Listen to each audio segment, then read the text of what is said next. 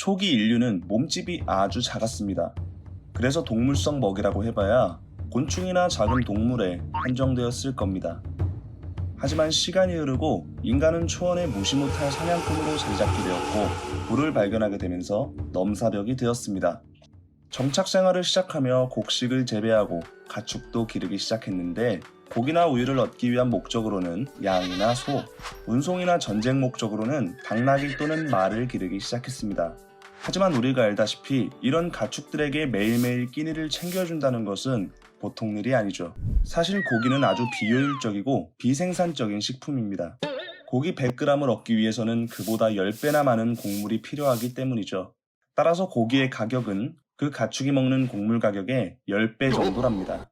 시장 체계가 잘 잡혀있는 선진국일수록 이 비율은 놀라울 정도로 맞아떨어진다고 하는데, 이렇게 고기는 비록 비싸고 비효율적인 측면이 있지만 인류의 발전에 중요한 역할을 해왔습니다. 인체에서 생성하지 못하는 아미노산을 비롯해 필수 영양소를 공급하는 것은 물론 철분을 섭취할 수 있는 가장 효과적인 식품이며 여러 비타민과 미네랄이 함유되어 있습니다. 그러니까 고기 많이 드세요. 고기는 동물의 근육 중에서 골격근을 일컫습니다. 내장이나 심장은 즐겨 먹지 않는 문화권도 있으니 고기라 하면 대체로 횡문근인 골격근을 말하는데요. 고기의 영양 성분은 종류별로 다양하지만 대체적으로 단백질이 20%, 지방이 15%, 수분이 65%를 차지하고 있습니다.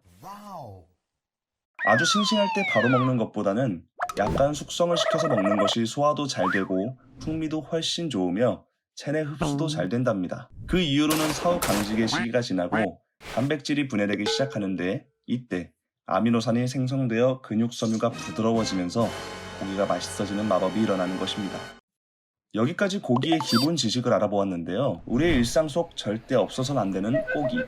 맛있는 고기지만 자주 섭취하는 우리에게는 한편으로 걱정되기도 합니다. 사실 고기는 그 자체가 해로운 것은 아닌데 바로 우리의 먹는 문화가 해로운 것이죠.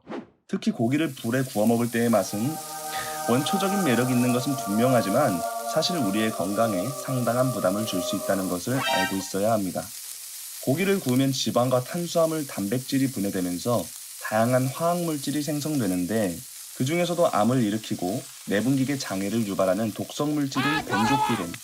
이 녀석은 고기의 지방과 불이 직접 닿을 때 그때 생깁니다. 그래서 고기를 구워 먹을 때 탄 부분을 잘라내고 먹는 것이 좋긴 한데 하지만 탄 부분을 제거했다고 해서 벤조피렌에서 자유로울 수는 없습니다.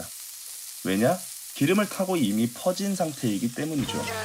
그래도 우리는 아까운 고기를 절대 버릴 수 없지 않습니까? 자, 그러면 어차피 먹을 고기 조금 더 독성분을 줄여서 먹도록 합시다. 고기를 섭취할 때 채소류와 함께 꼭 먹어야 합니다. 양파, 상추, 마늘은 고기와 함께 먹으면 소화 대사 과정에서 독성분을 줄일 수 있는데 만약 채소를 먹지 못하는 사람이라면 고깃집에서 후식으로 빈번히 보이는 수정과나 홍차도 독성을 낮추는 데 효과 있으니 한 잔씩 드링킹 하시길 바랍니다. 발암물질은 굽는 과정에서도 생성되는데 육즙이 숯불로 떨어지게 되면 해로운 연기가 더 많이 나기 때문에 가급적 육즙이 떨어지지 않도록 하고 숯불구이를 먹을 때는 연기를 마시지 않도록 주의해야 합니다. 사실 후라이팬에 구워 먹는 게 더 안전하긴 한데 완전히 예방하고 싶다면 삶은 고기를 먹어야 발암물질 걱정을 덜 수 있습니다.